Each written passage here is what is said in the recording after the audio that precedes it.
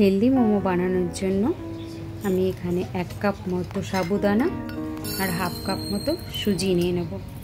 दुटोके एकसाथे भालोभाबे mixer ग्राइंडारे दिए मिक्सिते mixed करे नेब। এই গুঁড়োটাকে আমি ভালোভাবে চেলে নেব যাতে করে কোনো দানা দানা না থাকে।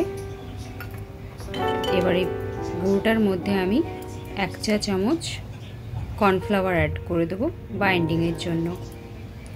আগে থেকে উষ্ণ গরম জল করে রেখেছি। এবার এই গরম জলটা দিয়ে আমি এটার একটা ডো বানিয়ে রেখে দেব। ডোটাকে আমি 10 মিনিট রেস্টে রাখব। এবার আমি এখানে পনিরের ফিলিংটা রেডি করব। गरम तेलेर मध्य जिरे पेঁয়াজ कुचि लंका कुचि कैप्सिकाम कुचि और गाजर दिए दिए भालोभाबे नेड़े चेड़े निये आमी एखाने 2 चामच मतो सोया सस ऐड करब। सोया ससटा ऐड करे निये आबारो भालोभाबे नेड़े चेड़े निये आमी एखाने ग्रेटेड पनिरटा दिए दिलाम।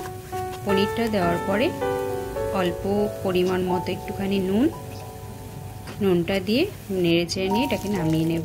एबार चाटनिर जन्य आमी एखाने तेलेर मध्य शुकनो लंका सादा तिल टमेटो पेঁয়াজ और कयेकटा रसुन कुचि दिए दिलाम। एबार आगे थेके रोस्ट करे राखा बादामटा दिए दिलाम।